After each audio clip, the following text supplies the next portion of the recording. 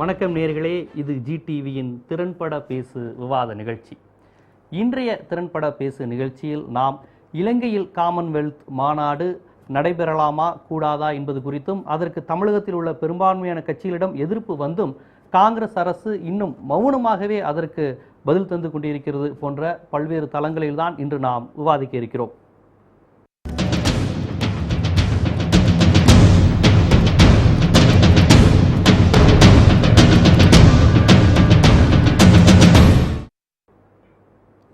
இந்த காமன்வெல்த் மாநாடு இலங்கையில் நடைபெறுவதற்கு ஆளுகின்ற அதிமுக அரசாக இருக்கட்டும், கடந்த திமுக அரசாக இருக்கட்டும், அதாவது ஆண்ட திமுக அரசாக இருக்கட்டும், இன்னும் பல்வேறு தமிழ் தேசிய அமைப்புகள், தமிழ் ஆர்வலர் அமைப்புகள் என பல்வேறு தரப்பிடம் இருந்தும் தொடர்ந்து எதிர்ப்புகள் வந்து கொண்டே இருக்கின்றன. அது மட்டுமல்லாமல் இன்று இந்த விஷயம் மிகவும் பெரிதாக்கப்படுவதற்கு காரணம், இலங்கை அமைச்சர் ஒருவர் பிரதமரை சந்தித்து நேரடியாக அழைப்பு விடுத்திருக்கிறார். அதன் பிறகு அவர் வெளியுறவுத்துறை அமைச்சரிடமும் பேசியிருக்கிறார். அதற்கு பிறகும் எந்த எதிர்வினையும் வரவில்லை என்பதை குறிப்பிடத்தக்கது. இந்தியாவிடம் இருந்து வெளிப்படையாக இலங்கை அரசுக்கு நாங்கள் வரமாட்டோம் என்றோ இங்கு நடத்தக்கூடாது என்றோ எந்த ஒரு பதில் வினையும் வராத சூழ்நிலையில் தான் தமிழகத்திலிருந்து மீண்டும் மிகப்பெரிய ஒரு எதிர்ப்பலை உருவாகி இருக்கிறது. இத்தகைய சூழ்நிலையில் நம்முடைய திறன்பட பேசு நிகழ்ச்சியில் இந்த பிரச்சனை குறித்து கருத்து பகிர்வு செய்வதற்காக மே 17 இயக்கத்தினுடைய நிறுவனரும் தலைவருமாகிய திருமுருகன் அவர்கள் நமது அரங்கிற்கு வந்திருக்கிறார்கள். காங்கிரஸ் கட்சியினுடைய முக்கிய பிரமுகர் முனைவர் பாஷா அவர்கள் வந்திருக்கிறார்கள். முன்னாள் சமூக நல வாரிய தலைவரும் திமுகவினுடைய முக்கிய பிரமுகருமாகிய கவிஞர் சல்மா அவர்களும் நமது அரங்கிற்கு வந்து அவரவர் தரப்பு கருத்துக்களை இங்கு பகிர்வு செய்ய இருக்கிறார்கள். சார், உங்கள்கிட்ட இருந்தே இதை நம்ம ஆரம்பிப்போம். அதாவது இப்போ நான் ஏற்கனவே அறிமுகத்தில் சொன்ன மாதிரி இந்த விஷயம் குறித்து தமிழ்நாட்டில் பெரும்பான்மையான மக்கள் உட்பட பலர் எதிர்க்கிறாங்கங்கிற விஷயம் கண்டிப்பாக உங்களுக்கு தெரியாமல் இருந்திருக்காரு. அப்படி இருக்கும்போது இன்றைக்கி அமைச்சர் பார்த்து நேரடியாக அழைப்புதல் கொடுத்துருக்காரு.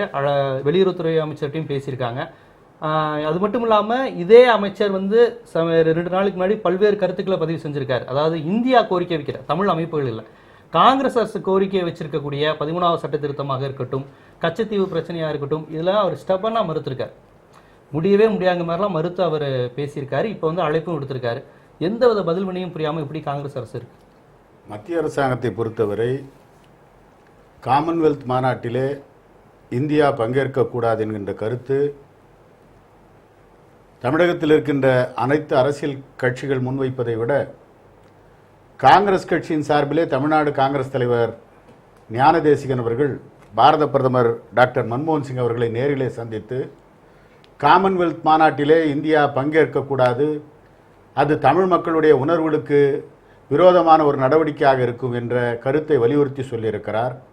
மத்திய கப்பல் துறை அமைச்சர் மாண்புமிகு ஜி.கே. வாசன் அவர்கள் பாரத பிரதமர் மன்மோகன் சிங்கை நேரிலே சந்தித்து காமன்வெல்த் மாநாட்டிலே இந்தியா பங்கேற்கக்கூடாது என்பதை தெரிவித்ததோடு அல்லாமல் பகிரங்கமாக பத்திரிகைகள் மூலமாகவும் பேட்டியை அளித்திருக்கிறார். சமீபத்திலே கூட மத்திய இணையமைச்சர் நாராயணசாமி அவர்கள் தமிழக மக்களுடைய உணர்வுகளை, தமிழக அரசியல் கட்சிகளுடைய உணர்வுகளை மதித்து பிரதமர் சரியான முடிவினை எடுப்பார் என்று தெரிவித்திருக்கிறார். எங்களை பொறுத்தவரை இலங்கை அமைச்சர் அவர்கள் பிரதமரை சந்தித்து அழைப்பிதழை கொடுத்து வர வேண்டும் என்று அழைத்து சென்றிருக்கிறார். ஆனால் இந்திய அரசாங்கத்தினுடைய பல்வேறு பிரச்சனைகளில் இந்தியாவுக்கு எதிரான ஒரு நிலைப்பாட்டை எடுத்து கருத்தை வெளியிட்டிருக்கின்ற அந்த அமைச்சருடைய அழைப்பை கண்டிப்பாக இந்திய அரசாங்கம் ஏற்றுக்கொள்ளாது.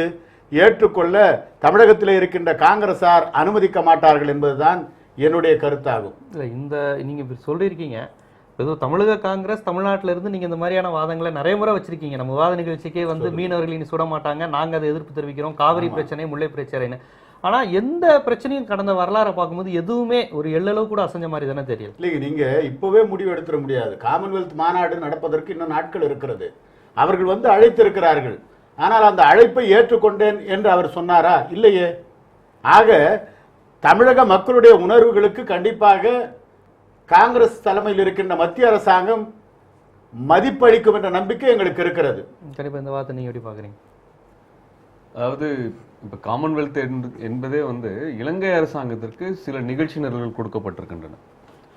ஒன்று தமிழீழம் என்கின்ற கோரிக்கையை விட்டு தமிழர்கள் ஒரு தேர்தலில் உள்ளாகி அங்கே ஒரு மாகாண தேர்தலில் வாக்கெடுத்து கொடுத்து அதன் மூலமாக தீர்வு கிடைத்திட்டதாக ஒரு ஜனநாயக தேர்தல் நடந்துருச்சுன்னா அந்த இடத்துல ஜனநாயகம் வந்துருச்சு அப்படின்னு சொல்லி உலகத்திற்கு ஒரு பிம்பத்தை காட்ட வேண்டும் என்பதற்காக மாகாண சபை தேர்தலை நடத்த வேண்டும் என்ற நெருக்கடி கடந்த வருடமே உருவாக்கப்பட்டது.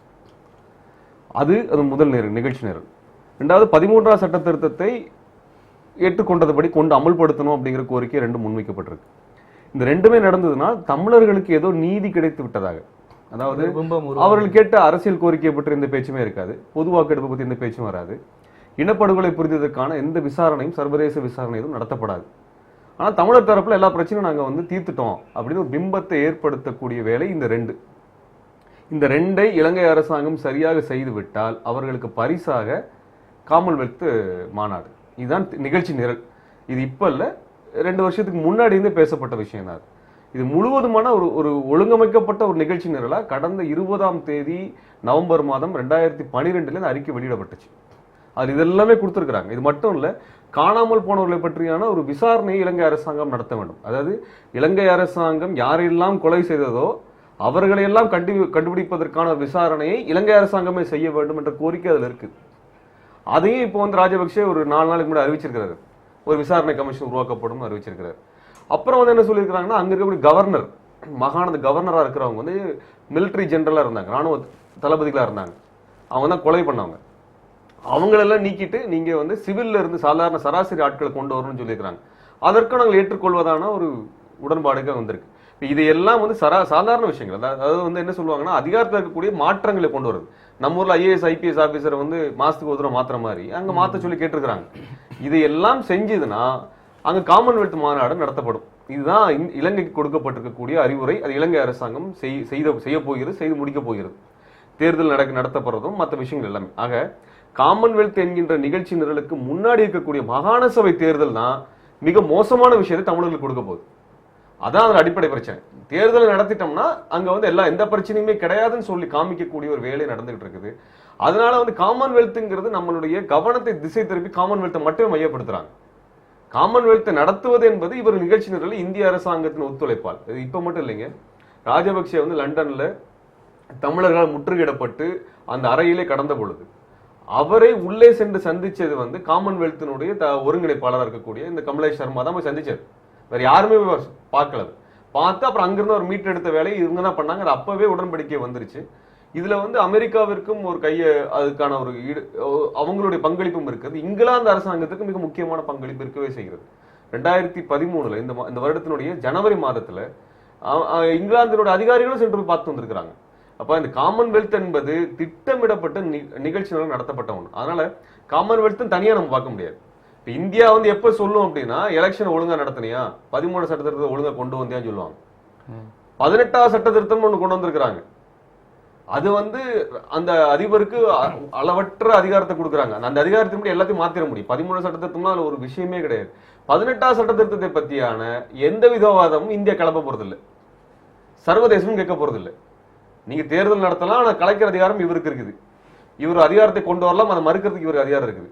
இவர் உதாரணமா அங்க முதலமைச்சர் சுயாட்சி கொடுக்கலாம். முதலமைச்சர் எனக்கு ஒரு சேர் வாங்கணும்னு சொன்னாருன்னா சேர் வாங்க கூடாதுன்ற அதிகாரம் சொல்லக்கூடிய அதிகாரம் பிரசிடென்ட்டுக்கு இருக்கு. அப்ப இது எல்லாம் இல்லாமல் வெறும் காமன்வெல்த் மையம் வைக்கிறாங்க.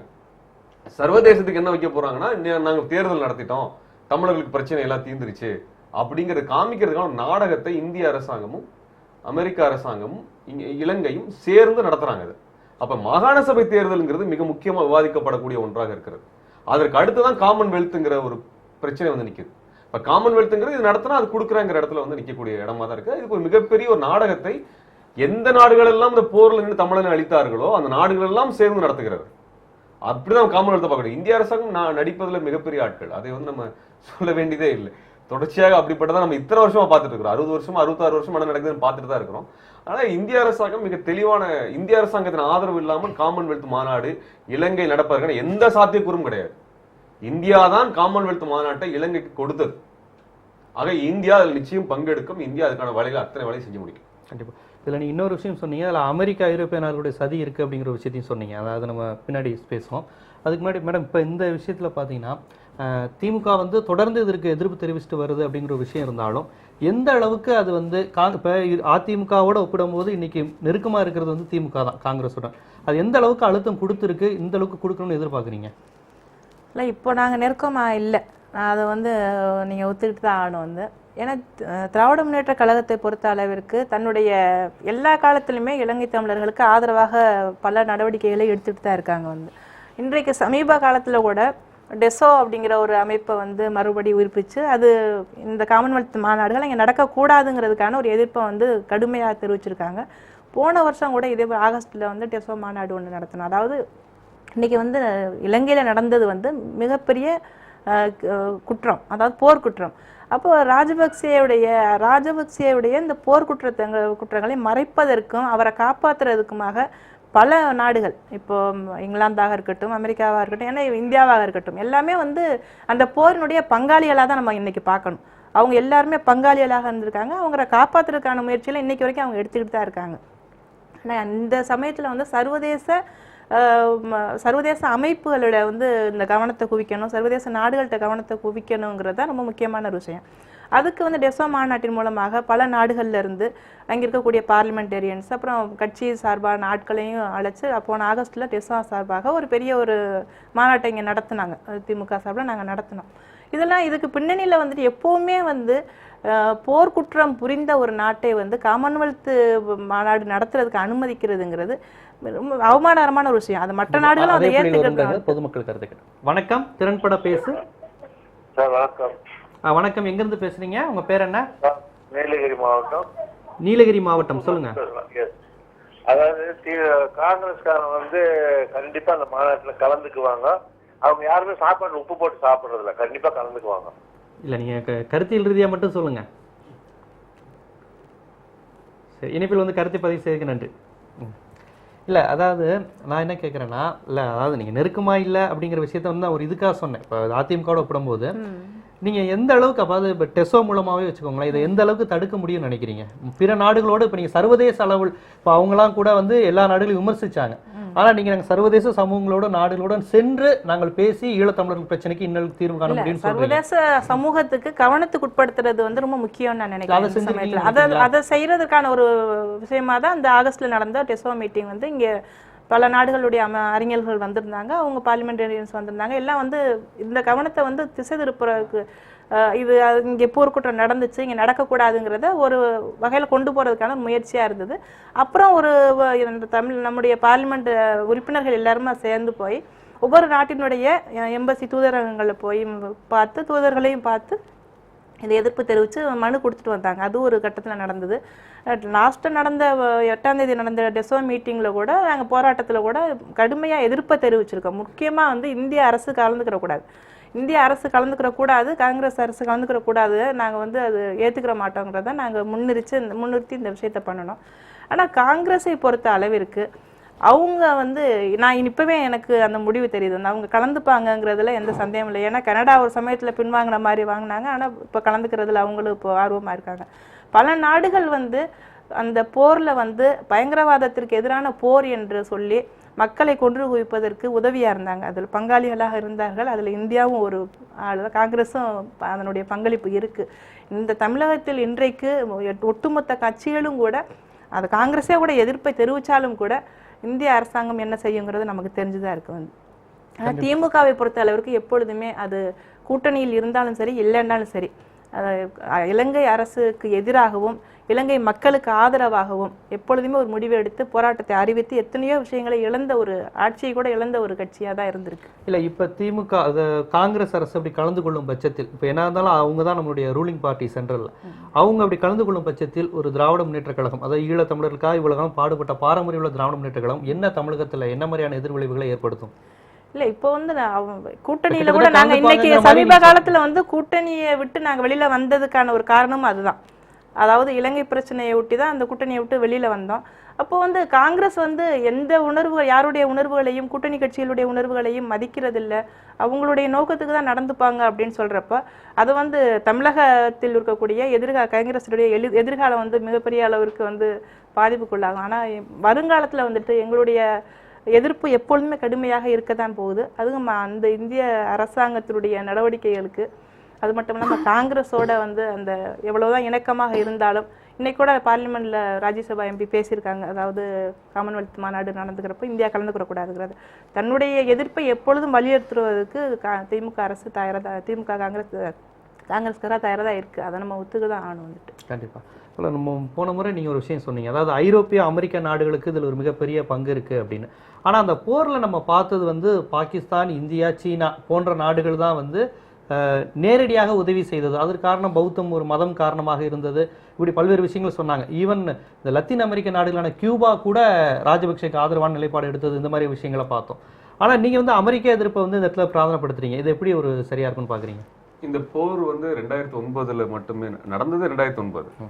ஆனா 2001-2002 இருந்தே அமெரிக்காவினுடைய பங்களிப்புங்கிறது இலங்கை அரசாங்கத்துக்கு ஆதரவு நிறைய நடவடிக்கைகள் எடுக்கப்பட்டது.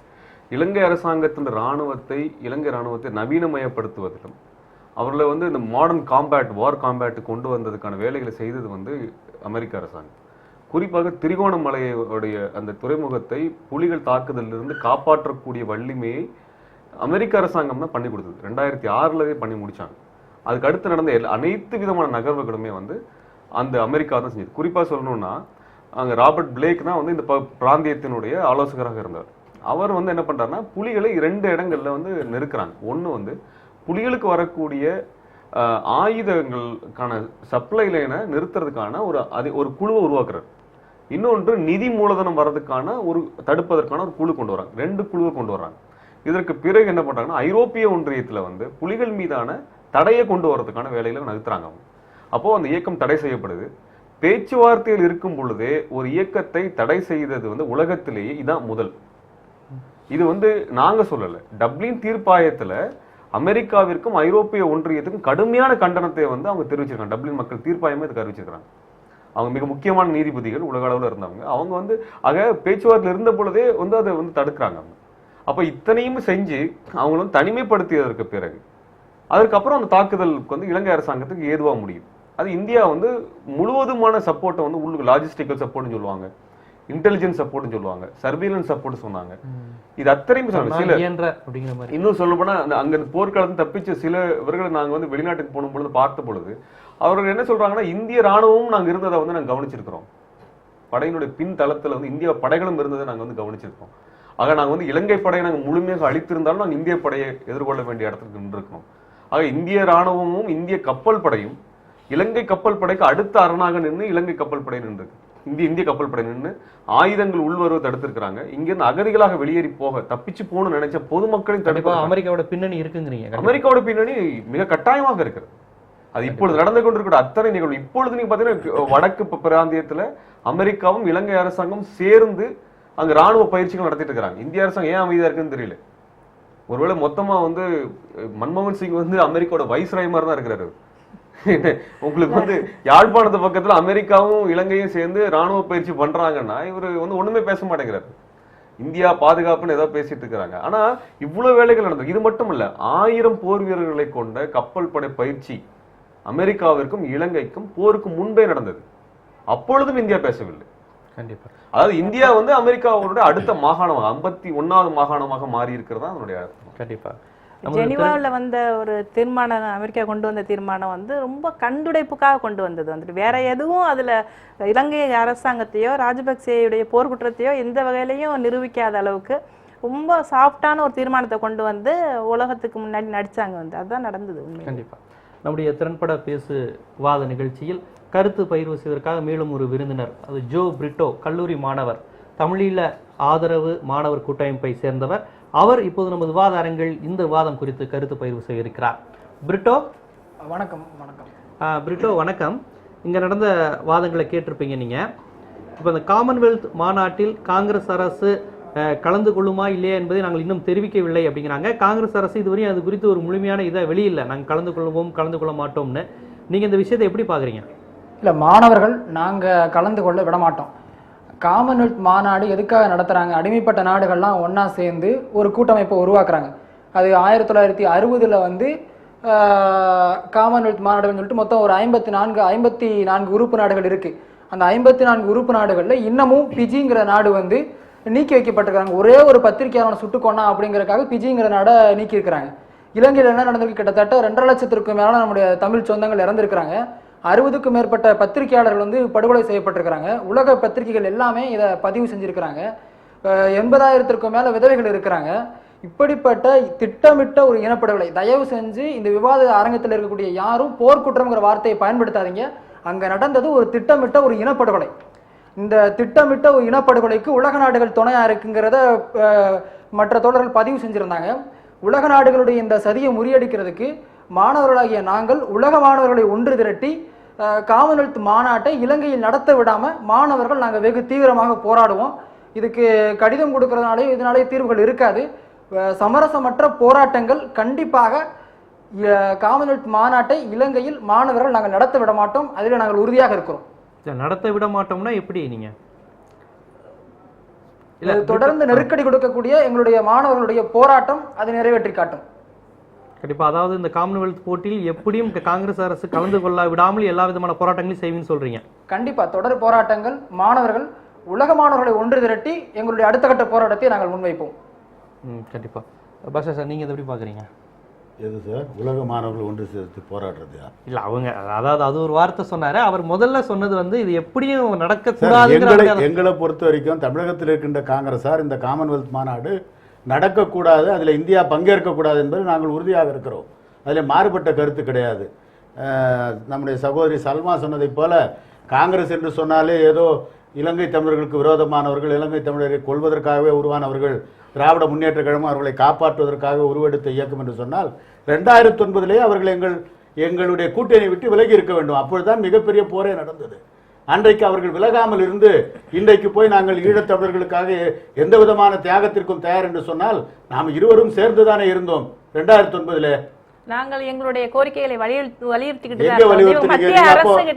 ஆதரவு மத்திய அரசுல இருந்து வாபஸ் வாங்கி இருந்தா இவ்வளவு பிரச்சனையும் வந்திருக்காது. அப்ப நீங்க செஞ்சதை ஒத்துக்கிறீங்களா? யாருங்க? இல்ல இப்ப நீங்க நடந்ததா சொன்னதுனால நான் சொல்றேன். 2009 இந்த பிரச்சனைகள்லாம் நடந்ததுன்னு திருமுருகன் சொல்றாரு. நாங்க செய்ததா நாங்கள் அவர் சொல்லல, அது உலகமே சொல்லல. நீங்க எங்களை பொறுத்தவரை தமிழகத்தில் இருக்கின்ற காங்கிரசார் இலங்கையில் இருக்கின்ற தமிழர்களுடைய நல்வாழ்விலே அக்கறை கொண்டிருக்கிறோம். கண்டிப்பாக காமன்வெல்த் மாநாட்டிலே இந்தியா பங்கேற்க கூடாது என்ற கருத்தை வலிமையாக சொல்லுவோம். திராவிட முன்னேற்ற கழகம் அவருடைய தலைவர்கள் பல்வேறு போராட்டங்களை அறிவித்திருக்கிறார். ரயில் மறியல் போராட்டம் கூட நடத்த போவதாக சொல்லியிருக்கிறார். அதை போலவே தாப்பாண்டியன் இந்திய கம்யூனிஸ்ட் கட்சி போராட்டம் நடத்துவதாக சொல்லியிருக்கிறார்கள். ஆக தமிழகத்தில் அப்படிப்பட்ட ஒரு எதிர்ப்பலை உருவாகின்ற பொழுது அந்த எதிர்ப்பலைக்கு காரணமானவர்களில் தமிழகத்தில் இருக்கின்ற காங்கிரசாரும் கண்டிப்பாக ஒரு பங்காளியாக இருப்போம் என்பது உறுதியான நம்பிக்கை எனக்கு இருக்கிறது. இந்திய காங்கிரஸ் வந்து அங்க போய் கலந்து கொள்வது அப்படிங்கிற ஒரு முடிவை எடுக்கும் பட்சத்துல தமிழ்நாட்டு காங்கிரஸ் வந்து அந்த காங்கிரஸ் கட்சி நிலைப்பாடுக்கு எதிராக போராடுங்களா? தெலுங்கானா வந்து ஆந்திரா தெலுங்கானா பிரிவினை வந்தது. பிரிவினை வந்ததற்கு பின்னால் ஒன்றுபட்ட ஆந்திரம் தேவை என்று காங்கிரசார் போராடி கொண்டிருக்கிறார்கள் இல்லையா? அந்த உரிமை எங்களுக்கு இருக்கிறது. அந்த உரிமையின் அடிப்படையிலே தமிழகத்தினுடைய உணர்வுகளை மத்திய அரசாங்கத்தை ஏற்க செய்வதற்கான அனைத்து நடவடிக்கைகளும் எடுப்போம். எங்களுக்கு நம்பிக்கை இருக்கிறது. இந்திய அரசாங்கம் காமன்வெல்த் மாநாட்டிலே பாரத பிரதமர் மன்மோகன் சிங் பங்கேற்க மாட்டார் என்ற நம்பிக்கை எங்களுக்கு இருக்கிறது. அப்படி பங்கேற்றால் கண்டிப்பாக அதை எதிர்த்து போராடுவீங்க. கண்டிப்பா. என்ன செய்ய முடியும்? என்ன செய்ய முடியும்னா தமிழக காங்கிரஸ் வந்து என்ன மாதிரியான ஸ்டாண்ட் எடுக்க முடியும்? நிலைப்பாடு நீங்க கேளுங்க. இப்பவே எங்களுடைய நிலைப்பாடு என்னவாக இருக்கும் என்று கேட்கக்கூடாது. ஏனென்றால் அது காலம் கனியும் போது ஒருவேளை இந்திய அரசாங்கம் அந்த மாநாட்டிலே பங்கேற்கவில்லை என்று சொன்னால் அப்ப என்ன செய்ய முடியும்? சந்தோஷப்படுவோம் எல்லாரும். அவ்வளவுதான்.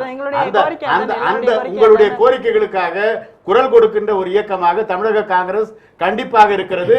அதற்காக போராடி கொண்டிருக்கிறோம். கண்டிப்பாக அதில் வெற்றி பெறுவோம் என்ற நம்பிக்கை எங்களுக்கு இருக்கிறது. பொதுமக்கள் கருத்தை கேட்டு வேண்டும். வணக்கம். வணக்கம். நான் திருச்சியிலிருந்து திருவெரும்பூர் பகுதியிலிருந்து வேலுச்சாமின்னு பேசுறேன். திருச்சியிலிருந்து வேலுச்சாமி சொல்லுங்க. காங்கிரஸ் கட்சி பிரமுகரா? என்ன சார்? காங்கிரஸ் கட்சி பிரமுகரா? மறுமலர்ச்சி திமுக. சரி, சொல்லுங்க சொல்லுங்க சொல்லுங்க. வாழவந்தான் கோட்டை பஞ்சாயத்து போர்டு முன்னாள் பிரசிடென்ட். சொல்லுங்க சொல்லுங்க, கருத்து சொல்லுங்க. உங்களுடைய கேள்வி வந்து காங்கிரஸ் கட்சி இலங்கையில் நடைபெறும் காமன்வெல்த் மாநாட்டில் பங்கு பெறுமா என்றதுதான் கேள்வி. ஆனா அவங்க வந்து பங்கு பெறாம எப்படி இருப்பாங்க? அவங்கதான் திட்டமிட்டு இலங்கையில் இனப்படுகொலையை செய்த கூட்டு குற்றவாளிகள் தான் எங்களுடைய குற்றச்சாட்டு. ஆக திட்டமிட்டு சோனியா காந்தி நடத்திய போரும் மன்மோகன் சிங் நடத்திய போரும் இனப்படுகொலைக்கு ஆளான பிறகு அவங்க திட்டமிட்டு காமன்வெல்த் மாநாட்டை நடத்தி இலங்கை போர் குற்றவாளியான ராஜபக்சவை காமன்வெல்த் மாநாட்டினுடைய தலைவராக முடிசூட்ட வேண்டும் என்பதுதான் காங்கிரசாரினுடைய மறைமுகமான ஒரு திட்டமிட்ட செயல். இதுல காங்கிரஸ் போய் போர் கலந்துக்குமா கலந்துக்காதா அப்படிங்கறதெல்லாம் கேள்வியே கிடையாது. கலந்துக்குவாங்க. தமிழக காங்கிரஸ்காரர் சொல்றாரு, அவரு நாங்க போக மாட்டோம், போக கூடாதுங்கிறதா என்னுடைய நோக்கம் அப்படிங்கறதெல்லாம் இவங்களெல்லாம் அங்க வந்து கிள்ளிக்கிற மாதிரி டெல்லியில இவங்க எல்லாம் பேசுறதுக்கு வேலையே கிடையாது. இவங்களுடைய மதிப்பு. ஆனா தமிழக காங்கிரஸார் கண்டிப்பாக காங்கிரசின் நிலைப்பாட்டை எதிர்த்து நாங்கள் போராடுவோம் அப்படின்னு ஒரு நம்ம முடியாதுங்க. இவங்க தமிழக காங்கிரஸார் வந்து சும்மா முதுகு சொரிங்கிறதுக்கு கூட வேலை கிடையாது. ஏங்க நீங்க சும்மா இப்படி எல்லாம் பேசாதீங்க. முதல்ல நீங்க என்ன பேசுறீங்க? தமிழக காங்கிரஸ் வந்து தமிழர்களுடைய உணர்வுகளுக்கு குரல் கொடுக்கக்கூடிய ஒரு இயக்கமாக தமிழகத்தில் இருக்கிறது. உங்க குரலை வந்து இங்க டிவில மட்டும் தான் நீங்க பதிவு பண்ண முடியும். வேற எங்க நீங்க எங்க பதிவு பண்றீங்க? நீங்க என்ன இப்ப போர் தொடுக்க போறீங்களா? இலங்கைக்கு எதிராக வைகோ தலைமை தாங்கி போறாரா? நன்றி. நமது விவாத நிகழ்ச்சியை தொடர்ந்து பாருங்கள் வேலுச்சாமி. நமது விவாத நிகழ்ச்சியை தொடர்ந்து பாருங்கள். நன்றி. இணைப்பில் கருத்தை பதிவு செய்ய நன்றி. இன்னொரு விஷயம் என்னன்னா, இது வந்து நடந்து முடிஞ்சிருச்சுன்னு கூட நம்ம சொல்ல முடியாது. இன்னைக்கு வந்து இந்த சர்வதேச நாடுகள் போய் கலந்துக்கிற அளவுக்கு அங்கே வந்து நிலைமை சாதகமாகவும் இல்லை. ரொம்ப இன்னைக்கு இஸ்லாமியர்களுக்கு எதிரான ஒரு போரை இங்கே துவக்கியாச்சு. அது அந்த புத்த பிக்குகளுடைய அட்டகாசம் வந்து இப்போ இஸ்லாமியர்களுக்கு எதிராக மாறி இருக்கு. தமிழர்கள் அழிச்சாச்சு, அடுத்த கட்டத்துக்கு அவங்க போயாச்சு. வந்து இன்னைக்கு வெள்ளை வேன் கடத்தல் மாதிரி நடந்துக்கிட்டு தான் இருக்கு. வந்து காணாமல் போனவர்கள் அதிகரிச்சுக்கிட்டு தான் இருக்காங்க. அவங்கள பற்றி எந்த தகவல்களும் இல்லை. சமீபத்தில் அம்னஸ்டி இன்டர்நேஷனல்ல இருந்து அவங்க எடுத்திருக்க ஒரு முடிவு என்னன்னா, காமன்வெல்த் கான்ஃபரன்ஸ் அங்கே நடக்கக்கூடாது. அதுக்கு என்ன பண்ணலாம்? ஏன்னா எல்லா சர்வதேச அமைப்புகள் அனைத்தையும் வெளியேற்றிட்டு தான் இந்த போர் நடந்தது. இன்னைக்கு இந்த இதையாவது நடத்த விடக்கூடாதுங்கிறதுல அம்னஸ்டி இன்டர்நேஷனல் வந்து தெளிவாக இருக்காங்க. இப்போ அவங்க வந்து இந்தியாவில் ஒரு கேம்பெயினிங் துவங்கியிருக்காங்க. வந்து மொத்தம் இதுவரைக்கும் அவங்களுடைய இது வந்து 60 லட்சம் பேரை வந்துட்டு இது ஆதரவாளர்களாக மாற்றணும், அதுக்கப்புறம் அதுக்கு எதிரான ஒரு இதை கொண்டு வர முடியும் அப்படின்னு இருக்கு. இப்போ 20 லட்சம் பேர் ஆல்ரெடி அவங்க வந்து ஆதரவாக திரட்டியிருக்காங்க. அதில் வந்து முக்கியமாக இந்தியாவுன்னா தமிழ்நாட்டை தவிர்த்து இந்தியாவுக்குள்ளேயும் நிறைய ஆதரவுகள் வர ஆரம்பிச்சிருக்குங்கிறது நான் இங்கே கவனத்துக்கு உட்படுத்த விரும்புகிறேன். இப்போ அவங்க வந்து டெலிஃபோன் மூலமாகவும் மீடியா மூலமாகவும் நிறைய விஷயங்களை செய்கிறதுக்கு தயாராக இருக்காங்க. இன்னும் 2 மாதங்களில் அந்த மிகப்பெரிய அளவுக்கு அந்த கேம்பெயினிங் போகும். அதில் ஓரளவுக்கு அந்த போட்டியை நடத்துவதற்கு எதிரான ஒரு விஷயம் நடக்கும்னு நினைக்கிறேன், நம்புகிறேன் நான். அது மட்டும் இல்லாமல் இந்தியாவுக்குள்ளேருந்து வரக்கூடிய ஆதரவு தமிழகத்தை தவிர்த்து, அதுதான் இங்கே ரொம்ப முக்கியமான ஒரு விஷயமா நம்ம பார்க்க வேண்டியது. ஆதரவு தமிழகம் விஷயத்துல எங்கேயுமே இல்லை. இப்போ இந்த அம்னஸ்டி இன்டர்நேஷனல் வந்து கவனத்துக்கு உட்படுத்தினதுக்கு அப்புறம் அவங்க சொன்னதுக்கு பெங்களூர்ல இருக்கக்கூடிய அமைப்பினர் வந்து லாஸ்ட் வீக் என்ன வந்து மீட் பண்ணாங்க. அவங்களுடைய தகவலின் அடிப்படையில் வந்து அவங்க சொன்னது, இந்தியாவுக்குள் தமிழகத்தை தவிர்த்து எங்களுக்கு வந்து நிறைய ஆதரவுகள் கிடைக்க ஆரம்பிச்சிருக்கு. அப்போ இதை நாங்கள் ஒரு நம்பிக்கையோட நாங்கள் இந்த போராட்டத்தை கையில் எடுத்திருப்போம் அப்படின்னு சொல்லியிருக்காங்க. வந்து அது நடந்துகிட்டு இருக்கு. கண்டிப்பாக நமது திறன்பட பேசுவாத நிகழ்ச்சியில் இந்த காமன்வெல்த் போட்டி நடக்குமா நடக்க கூடாதா, இதில் காங்கிரசின் நிலைப்பாடு என்னவாக இருக்கும் என்பது குறித்து பல்வேறு தரப்பினரும் பொதுமக்கள் உட்பட பல்வேறும் ஒரு பரபரப்பான ஒரு தகவல்களை சொல்லிக் கொண்டிருக்கிறார்கள். ஒரு சிறிய இடைவேளைக்கு பிறகு நாம் திறன்பட பேசுவோம்.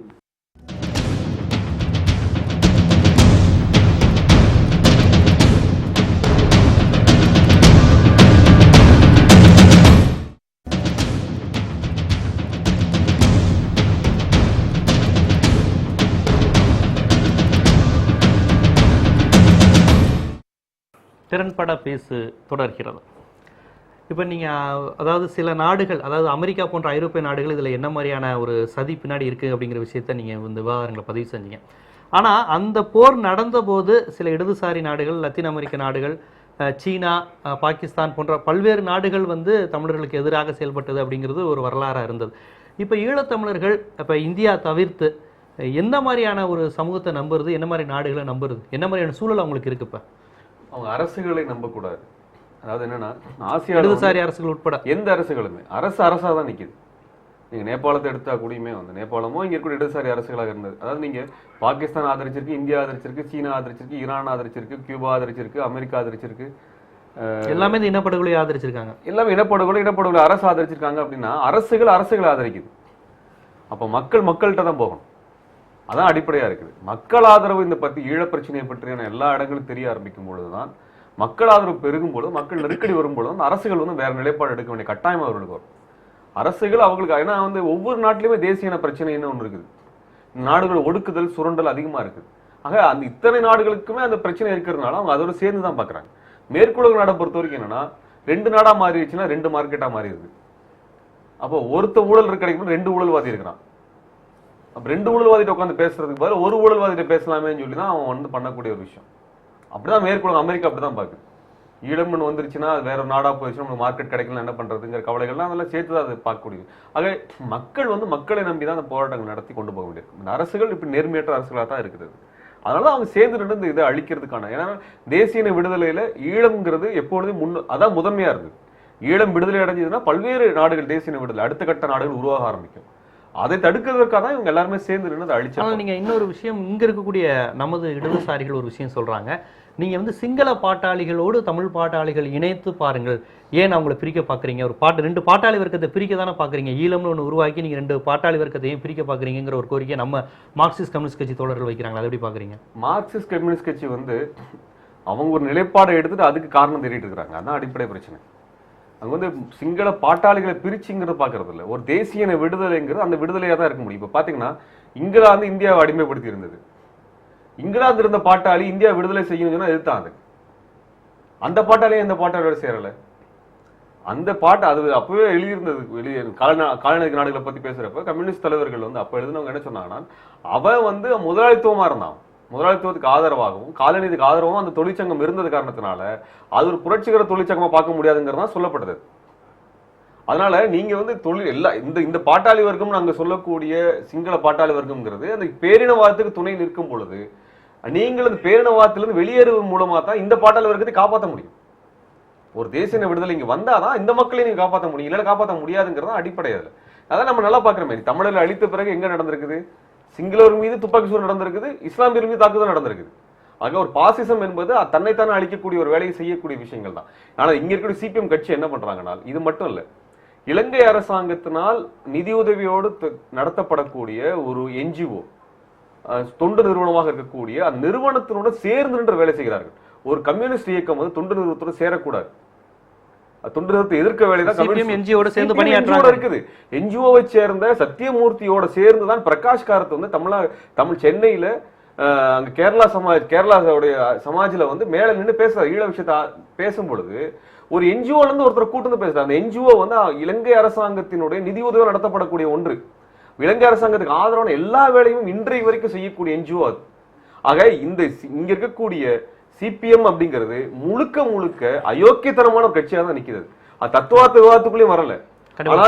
அதே புள்ளியில ஒரு பொதுமக்கள் கருத்து கேட்போம். வணக்கம், திறன்பட பேசு. ஹலோ, வணக்கங்க. வணக்கம், உங்க கருத்தை பதிவு செய்யுங்க. எங்க இருந்து பேசுறீங்க? நாங்க தருமபுரி மாவட்டம் பெண்ணாகரம் இதுல இருந்து தின்னூர்ல இருந்து பேசுறேங்க. தருமபுரி மாவட்டம், சொல்லுங்க. ஆமாங்க. காங்கிரஸ் அரசாங்கம் என்னங்க ஒரு பணக்காரருக்கு வந்து இதுவாக தான் இருக்கு. வந்து இலங்கை இது வந்து இப்போ இதுக்கு முன்னாடி பேசினார்ல ஒரு நண்பர், சொல்லுங்க. அவர் பேசுறதுக்கு நீ போய் மேல பேச முடியுமான்னு சொல்றாரு இல்லைங்க. அது வந்து பேசுறதுதான் உங்களை விட்டுருக்காங்க. ஏன் நீங்க இப்ப இந்த இதுல வந்து பேசுறீங்க? சொல்லுங்க சொல்லுங்க. முன்கூட்டி பேசுறதுக்கு அவர் என்ன சொன்னாருன்னா, காங்கிரஸ் ஆதரவாளர், நீங்க வந்து உங்களுக்கு நேர்ல பேச முடியுமா அப்படின்னு சொன்னாரு இல்லைங்க. அது வந்து அவர் பேசுறது தாங்க அவரே விட்டுருக்குது. நாம ஏங்க பேச முடியும்? கண்டிப்பா. அதாவது உங்களின் குரலா அவர் ஒழிக்கணும்னு சொல்றீங்க, அப்படிதானே? ஆமாங்க, மக்கள் குரலை தான் நீங்க பேச வந்துருக்கீங்க.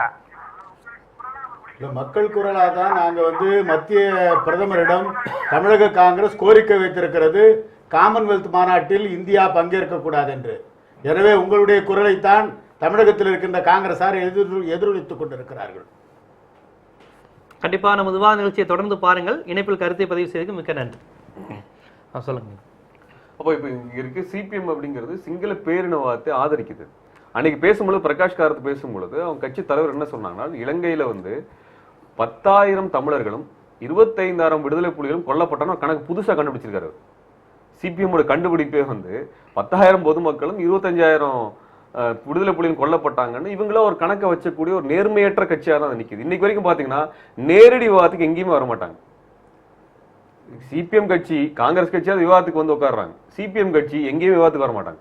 வந்தாங்கன்னா அவங்க பண்ணக்கூடிய அயோக்கியத்தனம் அத்தனை அம்பலப்பட்டு போகுங்கிற காரணத்தினால சிபிஎம் கட்சி இது வரைக்கும் வர்றதே கிடையாது. அவர்கள் எந்த இடத்துலையுமே மக்களுக்கு ஆதரவான இந்தியாவில் தமிழகத்திலே அப்படிதான். நீ முல்லை பெரியார்ல என்ன நிலைப்பாடு எடுத்தாங்க? நேர்மையற்ற நிலைப்பாடு. மீனவ பிரச்சனை நிலைப்பாடு தப்பான நிலைப்பாடு, கூடங்குளத்துல தப்பான நிலைப்பாடு, காவிரி பிரச்சனை நிலைப்பாடே கிடையாது அவங்களுக்கு. இதுதான் அங்க இருக்கக்கூடிய அவர்களுடைய பிரச்சனை. அவர்கள் நேர்மையற்ற அது வந்து என்னன்னா மறுபடியும் ஒரு காங்கிரஸ் கட்சி தான். அது சிபிஎம்ங்கிறது காங்கிரஸ் கட்சியினுடைய கம்யூனிஸ்ட் பிரிவாக இருக்கிறது, பிஜேபிங்கிறது காங்கிரஸ் கட்சியினுடைய இந்துத்துவ பிரிவாக இருக்கிறது. 3 கட்சிகளும் ஒரே பிரிவா ஒரே கட்சியோட கொள்கையாக தான் நின்றுட்டு இருக்கிறதா பார்க்க முடியும். அதனால இப்ப இருக்கக்கூடிய விஷயம் ஒண்ணு, காங்கிரஸை நம்ம பேசக்கூடிய அதே தருணத்துல கொள்கை வகுப்பாளராக இருக்கக்கூடியவங்க வந்து அதிகாரிகள், வெளியுறவுத்துறை அதிகாரிகள் இருக்கிறாங்க. அது முக்கியமா கேரளால இருந்து வரக்கூடிய அதிகாரிகள் தான் நிறைய பேர் இருக்காங்க. ஏன்னா அங்கே நிறைய ட்ரெயின் அங்கே போகுதுன்னு நினைக்கிறேன். தமிழ்நாட்டில இருந்து கூட ஒரு ட்ரெயின் போறது இல்லை, கேரளால இருந்து நிறைய ட்ரெயின் அங்கே போறதுனால நிறைய கேரளா அதிகாரிகள் இருக்கிறாங்க. அவங்க வகுக்கக்கூடிய கொள்கை திட்டங்கள் தமிழர்களுக்கு எதிரான கொள்கை திட்டங்கள். கேரளா மட்டும் கிடையாது, இந்தியாவில் இருக்கக்கூடிய அதிகாரிகளே தமிழர்களுக்கு எதிரான கொள்கை திட்டத்தை வகுக்கிறாங்க. இப்ப காங்கிரஸை பயன்படுத்தி, காங்கிரஸுக்கும் அந்த நோக்கம் இருந்தது, அவர்களுக்கும் அந்த நோக்கம் இருந்து தமிழர் அளித்தார்கள். இதுக்கு அடுத்து இந்துத்துவ அரசை கொண்டு வருவதற்கான அனைத்து வேலைகளும் செய்து கொண்டிருக்கார்கள்.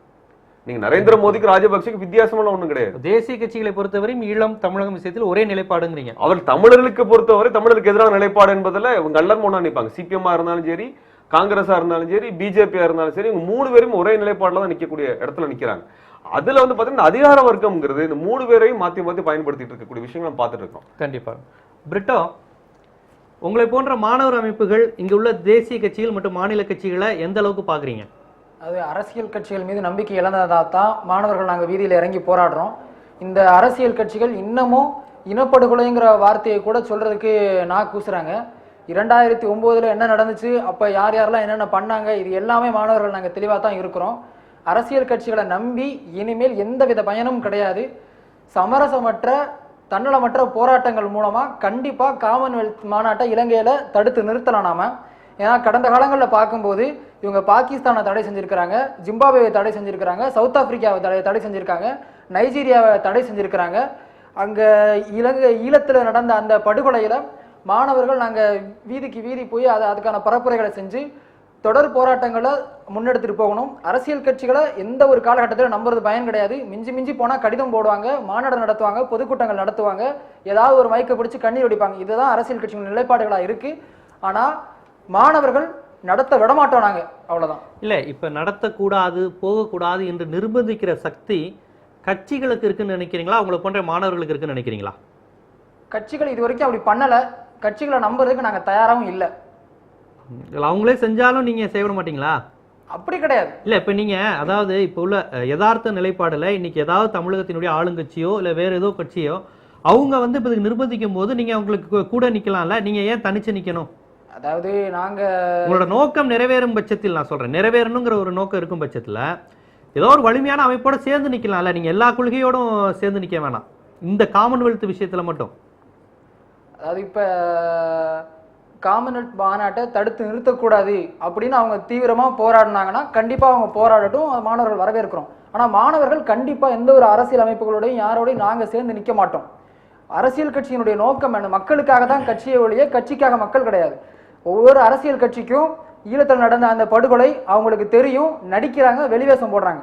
அவங்க தொடர்ந்து நாங்கள் மாணவர்கள் எப்படி வெளிப்படையாக துணிச்சலாக நாங்கள் நடத்த விட மாட்டோம்னு சொல்கிறோமோ அதே போல் மற்ற கட்சிகள் சொல்லட்டும், தேசிய கட்சிகள் சொல்லட்டும், அவங்க போராட்டங்களை முன்னெடுத்து போகட்டும், அவங்களுடைய அதிகாரத்தை பயன்படுத்தி அதை தடுத்து நிறுத்தட்டும். அதை நாங்கள் என்றைக்குமே வேண்டான்னு சொல்ல போகிறது கிடையாது. எங்களுடைய நாங்கள் இதுக்கு முன்னாடி அந்த ஜெனிவா தீர்மானம் ஒரு அயோக்கிய தீர்மானம், அந்த தீர்மானத்தை புறக்கணிக்கணும், அதில் தமிழர்களை ஏமாற்றக்கூடிய ஒரு தீர்மானம், தனிநாடு தான் தீர்வு, இது மாதிரியான கோரிக்கைகளை இந்தியா முன்வைக்கணும், அதுக்கான சட்டத்தை இந்தியா மற்ற உலக நாடுகளோட ஆதரவை திரட்டி பண்ணணும்னு சொல்லி நாங்கள் போராட்டங்கள் நடத்தணும். ஆனால் இந்திய அரசாங்கம் எதுவுமே பண்ணலை. தமிழக சட்டமன்றத்தில் ஒரு தீர்மானம் போட்டாங்க, உண்மையிலேயே வரவேற்கப்பட வேண்டிய ஒரு தீர்மானம். ஆனால் தமிழக சட்டமன்றத்தில் தீர்மானம் போட்டதுனால இப்போ வரைக்கும் எந்த ஒரு பயனுமே கிடையாது, தீர்மானமாக மட்டும்தான் இருக்குது. ஆக மாணவர்கள் நாங்கள் தெளிவாக இருக்கிறோம், அரசியல் கட்சிகள் மக்களுக்காக அவங்க வீதியில் இறங்கி போராடணும், இதுதான் அரசியல் கட்சிகளுடைய கடமை. நன்றி. என்ன மேடம், இப்போ நீங்கள் பார்த்தீங்கன்னா இப்போ நீங்கள் ஒரு அமைப்பு சார்ந்திருக்கீங்க, ஒரு திராவிட இயக்க பாரம்பரியமுள்ள திமுகவில் இருக்கீங்க. இன்றைக்கி இது போன்ற மாணவர்கள் நாங்கள் வீதியில் இறங்கி போராடணும், மக்களுக்காக செய்யணும், இந்த மாநிலத்துக்காக மொழிக்காக செய்யணும்னு நினைக்கிற மாணவர்கள் மத்தியில் ஏன் இந்த அளவுக்கு ஒரு அதிருப்தி வந்திருக்கு அரசியல் கட்சிகள் மீது, உங்கள் கட்சி உட்பட? பொதுவாக ஒவ்வொரு இப்போ இந்த ஜெனிவா தீர்மானம் முதல் நீங்கள் அந்த விஷயத்தை பேசுகிறப்ப சொல்லணும்னு நினச்சேன். தீர்மானத்தில் வந்து வாக்கெடுப்பு ஒன்று நடக்கிறப்போ வந்து அமெரிக்காவுக்கு எதிரான ஒரு நிலைப்பாடை வந்து எடுக்கணுன்றதுக்காக தான் வந்து கியூபா வந்து அப்படி போகிறாங்க வந்து.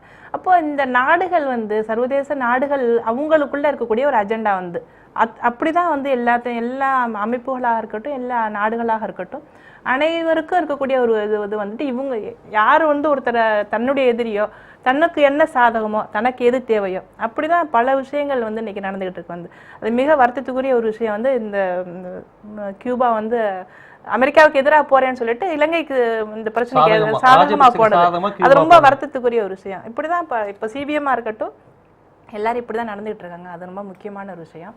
ஆனா இன்னைக்கு மாணவர்கள் வந்து அரசியல் விழிப்புணர்வு பெறுறது வந்து ரொம்ப சந்தோஷமான ஒரு விஷயம். ஆனா இந்த அவர்களுக்கு வந்துட்டு நம்பிக்கை ஊட்டக்கூடிய விதத்துல வந்து எந்த அரசியல் கட்சியும் இது வரைக்கும் இல்லை அப்படிங்கிறது அவங்களுடைய நிலைப்பாடு. ஆனால் வரக்கூடிய காலங்களில் வந்து எந்த ஒரு அமைப்பாக இருக்கட்டும், எந்த கட்சி சார்பாக இருக்கட்டும், வந்து இலங்கை தமிழர் பிரச்சனையை கையில் எடுத்துக்கிட்டு போராட முன்வரும் பொழுது மாணவர்கள் வந்து கண்டிப்பாக இந்த போராட்டத்தில் வந்து தங்களை இணைச்சிக்கணும். ஆனால் ஒரு கட்சி சார்பாக மட்டும் இல்லாமல் பொதுவாக எல்லா கட்சியுமே இணைஞ்சு இந்த போராட்டத்தை எடுக்கணும்னு தான் நான் நினைக்கிறேன். வந்து அது மாணவர்களும் எங்களோட பங்களிப்பு செய்யும் பொழுது மிகப்பெரிய ஒரு அதிர்ச்சியை ஏற்படுத்த முடியும், அரசுக்கு வந்து நெருக்கடியை உருவாக்க முடியும். நாங்கள் மட்டும் தனியாக போராடுவோம், அந்த கட்சிகள்லாம் போராட மாட்டாங்க, எங்களுக்கு மட்டும்தான் அந்த இது இருக்குது அப்படிங்கிற மாதிரி அவங்க சொல்ல முடியாது. இன்னைக்கு எல்லா கட்சியிலுமே தயாராக தான் இருக்காங்க, சிபிஎம் தவிர. இப்போ திருமுருகன் சார் சொன்ன மாதிரி எல்லாரும் தயாராக தான் இருக்காங்க, இது வரைக்கும் பண்ணிட்டு தான் இருக்காங்க. வந்து அப்போ எல்லாருமே தங்களுடைய சுயநலம் சார்ந்து தங்களுடைய அரசியல் ஆதாயங்களுக்காகவோ தங்களுடைய வருங்காலத்துக்காகவோ எந்த கட்சிகளும் இயங்காமல் எல்லாரும் சேர்ந்து ஒரு நம்ம தான் ஆட்சிக்கு வரணுங்கிற மாதிரியான எந்த முடிவும் எடுக்காமல் எல்லாரும் ஒன்று சேர்ந்து சமயத்தில் நிற்கணும். அப்போ மாணவர்களும் இணையணும். அப்போ தான் இந்த போராட்டத்துக்கு வந்து அர்த்தம் இருக்கும்னு நினைக்கிறேன். வந்து அவர்களுடைய போராட்டம் வந்து நிச்சயமாக வலிமையான ஒன்று. ஆனால் அது தனியாக நின்று செயலை விட எல்லா கட்சிகளும் ஒன்று சேர்ந்து செய்கிறது நல்லா இருக்கும்னு நான் நினைக்கிறேன். கண்டிப்பாக. இப்போ வந்து இன்னொரு கவனித்து பார்த்தீங்கன்னா, இப்போ நம்ம இந்த விவாதத்தில் வந்து இந்தியா கலந்து கொள்ளக்கூடாது அப்படிங்கிற ஒரு வாதமே இவ்வளோ நேரம் போய்கிட்டு இருந்திருக்கு. ஆனால் இதில் இன்னொரு முக்கியமான விஷயம்னா, அது இலங்கையில் நடத்தக்கூடாது அப்படிங்கிற கோரிக்கையாக தான் முதல்ல அது வந்தது. இப்போ அது அந்த அளவுக்குலாம் போய் அது ஒரு செயல்பட முடியாமல் போனதுடைய கோரிக்கை, திமுகவோட கோரிக்கை தான் வந்து இந்தியா கலந்து கொள்ளக்கூடாது. தமிழருடைய கோரிக்கைங்கிறது அங்க நடத்தவே கூடாதுங்கிறது கோரிக்கை. போர் குற்றம் புரிஞ்ச ஒருத்தர் வந்து 50 நாடுகளுடைய தலைவரா வந்து தன்னை வந்து அங்கே எதுவுமே நடக்காத மாதிரி அவர் தலைவரா வந்து 55 நாடுகளுக்கு இருக்க போற 4 நாடுகளுக்குன்னா அது எந்த விதத்துலயும் ஒரு நியாயமான ஒரு விஷயம் இல்லை. அது நடக்கக்கூடாதுங்கிறத எல்லாருடைய நிலைப்பாடு. வந்து நடக்கப்போ வந்து அவனுக்கு அவ்வளவு பெரிய அதிகாரத்தை ஒரு பவரை கொடுக்குற மாதிரி கேவலமா இருக்கு. வந்து அந்த மாநாட்டினுடைய நோக்கம் வந்து ரொம்ப வந்து இத்தனை எதுக்காக உருவாக்கப்பட்டதோ அந்த கூட்டமைப்பு, அதனுடைய மிக கேவலமான ஒரு தருணமா அது இருக்கும். கண்டிப்பா. இல்லை, இப்போ இந்தியா கலந்துக்க கூடாதுங்கிறத உங்களுடைய ஆசையாகவும் நீங்க வெளிப்படுத்துனீங்க அந்த விவாதாரங்களை. ஆனால் இப்போ இலங்கையிலே அதை நடத்தக்கூடாது, அது கண்டிப்பாக இந்தியா நினைச்சால் இந்தியாவுக்கு அந்த அதிகாரம் இருக்கிறது, இந்தியா நினைக்கும் பட்சத்தில் அதையே செய்ய முடியும். நைஜீரியா ஒரு முறை 4 ஆண்டுகள் கலந்து கொள்ளாமல் இருந்தது. இது போன்ற பல்வேறு இது இருக்கு. 60 பத்திரிகையாளர்களை கொலை செய்த இலங்கையில் இப்படி சகோதரத்துவம், ஜனநாயகம், மனித உரிமை பேணக்கூடிய இது போன்ற காமன்வெல்த் மாநாடு நடைபெறக்கூடாது அப்படிங்கிற உணர்வு இந்திய அரசுக்கு இருக்கிறதா? இந்திய அரசு அப்படி நினைத்திருந்தால் நேரம் தடுத்துறது. முதல்ல வந்து மத்திய கப்பல் துறை அமைச்சர் ஜி.கே. வாசன் அவர்கள் வைத்த கோரிக்கையே காமன்வெல்த் மாநாடே இலங்கையில் நடக்க அனுமதிக்க கூடாது என்பதுதான் அவருடைய முதல் கோரிக்கையாக இருந்தது. ஆரம்பத்திலே அவர் அதை தான் கோரிக்கையாக வச்சாரு. அதன் பிறகு காமன்வெல்த் மாநாடு இலங்கையில் நடப்பது என்று தீர்மானிக்கப்பட்டதற்கு பின்னால் அந்த மாநாட்டில் இந்தியா பங்கேற்க கூடாது என்ற கோரிக்கையை மக்கள் தளபதி வாசன் அவர்கள் முன்வைத்தார். அப்ப இலங்கையில் நடக்கட்டுங்கிற விஷயத்த ஒரு வழியா எல்லாருமே விட்டுட்டோம். இல்ல நாங்க மட்டுமா விட்டோம், எல்லாருமே தான் விட்டுட்டாங்க. இப்போ வந்து இந்தியா கலந்து கொள்ளக்கூடாது என்பதை தான் இப்பொழுது கோரிக்கையாக வைத்திருக்கிறார்கள். இந்தியா நினைத்திருந்தாலும் அதை செய்திருக்கலாம்ல. 1,50,000 தமிழர்கள் இறந்ததா ராஜபக்சே செய்தாருங்கிற விஷயத்த இப்போ காங்கிரஸ் அரசே ஒத்துக்குது. மீனவர்கள் 800 பேரை கொலை பண்ணிருக்காங்க ஒத்துக்குது. இப்படி ஒரு மனிதன் இந்திய அரசாங்கம் அப்புறம் எப்படி இவங்க வந்துட்டு போய் நம்ம ரெண்டு பேரும் தான் பங்கு. நம்ம ரெண்டு பேரும் தான் திருப்பி கேக்குறாங்க. நம்ம ரெண்டு பேரும் தான் பங்கு. நீங்க நான் தான் பங்கு. நீங்க நடந்ததுக்கு இந்திய அரசாங்கம் பங்குனா அந்த அரசாங்கத்துல அங்க வச்ச நீங்களும் பங்கு தான். திமுக இல்லையா ஆட்சியில இல்லையா? விலைக்கு வந்திருக்க வேண்டியது தானே. மத்திய அரசாங்கம் கொலை பண்ணது தமிழன் சொன்னா நீங்க மத்திய அமைச்சரவையில கோர் கமிட்டியில இவங்களுடைய கட்சியினுடைய அழகிரி வந்து ஒரு மெம்பர். அப்படி ஒரு முடிவு எடுக்கும் போது திராவிட முன்னேற்ற கழகம் நாங்க வந்து விலகிறோம் அப்படின்னு சொல்லி வந்திருக்கணும். அந்த 2009 இவங்க சொன்ன மாதிரி நடந்திருந்தா. ஆனா எப்போ எடுக்கிறாங்க முடிவுன்னு சொன்னா, இப்ப மாணவர் தோழர் சொன்னாரு, ஏதோ இந்திய எதிர்ப்பு போராட்டத்தை போல ஒரு போராட்டம் தமிழகத்திலே மாணவர்களால் உருவாக்கப்பட்டு விட்டது. எங்கே அந்த போராட்டத்திலே நாம் ஐக்கியப்படவில்லை என்று சொன்னால் தமிழகத்திலே காணாமல் போய்விடுமோ என்பதற்காகத்தான் திமுக எங்களுடைய ஆதரவை விலக்கிக் கொண்டது. உங்களிடம் ஒரு கேள்வி, திமுக அப்படி பதவி வெளியிருக்கும் பட்சத்தில் நீங்கள் போரை நிறுத்திருப்பீர்களா? கம்பல்ஷன் கிரியேட் ஆயிருக்கலாம், மத்திய அரசு இருக்குமா இருக்காதா அப்படின்ற ஒரு சூழ்நிலை அன்னைக்கு வந்து இவங்க அந்த ஸ்டாண்ட் வந்து தெளிவா எடுத்திருந்தாங்கன்னா உங்களுக்கு எத்தனை கட்சி பின்னாடி இருக்கு, நீங்க யாராலும் வந்து கூட்டுக்க முடியும் இல்லையா? ஆனா இங்க நடந்த குற்றத்துக்கு போர் நடைபெற்றது, போருக்கு இந்தியா உதவி செய்து உண்மையை ஒத்துக்கிறீங்க? இல்ல சார், இவங்க சொன்ன வாதத்துக்கு நான் சொல்லுகிறேன், போர் நடந்தது, இந்தியா உதவி செய்தது. இல்ல நீங்கள் போர் செய்யாத போது இவருக்கு விலகினால் விலகாட்டி இவங்க சொன்னாங்க இந்தியா செய்தது என்று சொன்னால் இந்தியாவினுடைய செய்ததாக இவருடைய வாதம் இருக்குமே. ஆனால் சகோதரியின் வாதப்படி அந்த இந்திய அரசாங்கத்தில் திமுக அங்கம். கண்டிப்பா அங்கம் என்பது இருக்கட்டும். நான் என்ன கேட்கிறேன், மீண்டும் என்ன கேட்க விரும்புறேன்னா, அப்படி ஒரு விஷயம் காங்கிரஸ் அரசு தமிழர்களை கொண்டிருக்காத பட்சத்தில் கண்டிப்பா நீங்க அப்படி நடக்கவே இல்லை தானே சொல்லணும். நீங்க இவங்க நடந்ததா இந்திய அரசாங்கம் எல்லா உதவியும் செய்தது அப்படின்னு சொல்லும்போது உண்மை என்னன்னு மக்களுக்கே தெரியும். என்ன பொறுத்த வரைக்கும் மாணவர்களை பொறுத்தவரை அன்றைக்கு அவர்கள் நடத்திய போராட்டம் மீண்டும் ஒரு இந்திய எதிர்ப்பு போராட்டத்தை வருகிறது. நிகழ்ச்சியோட நிறைவு கருத்தா சுருக்கமா சில விஷயங்களை பதிவு செய்யுங்க. நம்மளுக்கு நாங்க அடிப்படையில பார்க்கக்கூடிய விஷயங்கள் வந்து ஒண்ணுதான். இந்திய அரசாங்கத்தினுடைய ஸ்பான்சர்ல தான் அங்க மாநாடு நடத்துது. இந்தியா நினைச்சா தடுத்து நிறுத்த முடியும், மாநாடு நடத்தாமல் நிறுத்த முடியும். அதுக்கு முன்பாக இந்திய அரசாங்கத்தினுடைய தலையீட்டினால அங்க மாகாண சபை தேர்தல்ங்கிற பேர்ல தமிழ் தேசிய கூட்டமைப்பு விக்னேஸ்வரன் ஒரு பொம்மையை கொண்டு வந்து நிறுத்திக்கிறாங்க. அந்த பொம்மையா நிறுத்தப்பட்டவர் என்ன சொல்றாருன்னா வந்து ஒன்றுபட்ட இலங்கைக்குள் நாங்க தீர்வு வாங்கிக்கிறோம்னு சொல்லி பேசுறாரு. ஆக அவரே ஏற்கனவே இதுவரைக்கும் எந்த விதமான சமூக அரசியல் போராட்டங்கள்ல பங்கெடுக்காத ஒரு நபரை இந்தியா வந்து இங்க அப்துல் கலாம் எப்படி கொண்டு வந்தாங்களோ, எப்படி மன்மோகன் சிங்கை கொண்டு வந்தாங்களோ, மக்களோட சம்பந்தம் இல்லாத ஒருத்தங்களை கொண்டு வந்தாங்களோ, அதே மாதிரி அங்க விக்னேஸ்வரன் ஒருத்தர் கொண்டு வந்து ஒன்றுபட்ட இலங்கைக்குள் நாங்க தீர்வு அப்படின்னு சொல்லி அவர் தேர்தல் நிற்கக்கூடிய இடம் இருக்கு. அந்த மக்களுக்கு வந்து டக்ளஸ் தேவானந்தாவா அல்லது விக்னேஸ்வரன் பார்க்கக்கூடிய நிலைமை, ரெண்டு பேருமே நேர்மையற்றவர்களா தான் இருக்கிறாங்க. அப்ப அதனால என்ன ஆகுதுன்னா, விக்னேஸ்வரன் தேர்ந்தெடுக்கப்பட்டால் நாங்க ஒன்றுபட்ட இலங்கைக்குள் தீர்வு நான் மக்கள் விரும்புறாங்க அப்படிங்க. ஏன்னா அந்த மக்கள் என்ன கேட்கறாங்கன்னா, எங்களுடைய காணாமல் போனவர்களை பற்றி விவரங்கள் கொடுங்க. ராணுவம் தினம் நிலத்தை புடுங்குது. முந்தானத்து டாக்குமெண்ட் நாங்க எடுத்திருக்கிறோம். என்ன டாக்குமெண்ட்னா, மன்னார் மாவட்டத்தினுடைய கவர்னரா இருக்கக்கூடிய கலெக்டரா இருக்கிறவர் வந்து மிலிட்டரிக்கு வந்து ஒரு லெட்டர் எழுதியிருக்காரு. அதுல வந்து என்னன்னா, சிங்கள மக்களை ராணுவத்தின் துணையுடன் கொண்டாந்து எங்க பகுதியில வந்து குடியமர்த்துங்க, சீக்கிரம் அந்த வேலையை பண்ணுங்கன்னா அதை எழுதின அந்த லெட்டர் வந்து வெளியே வந்து கொடுத்துருக்கோம் நாங்க. அப்ப இப்படி நடக்கக்கூடிய விஷயங்களும் இந்தியா வந்து தடுக்கவும் இல்லை, இது கேள்வி கேட்கவும் இல்லை. இஸ்லாமிய மீதான தாக்குதல் இப்ப நடத்தப்பட்டு கொண்டிருக்கு. இந்தியா இது கண்டனத்தை பதிவு செய்யல. அப்ப இந்த சூழலை நாங்க பார்க்கும் பொழுது தேர்தல் அப்படிங்கறத நாங்க முக்கியமான கோரிக்கையை நாங்க பாக்குறோம். தேர்தல் என்பது தமிழக மக்கள் நிராகரிக்க வேண்டும், புறக்கணிக்க வேண்டும்ங்கிறத முதல் கோரிக்கையை நாங்க வைக்கிறோம்.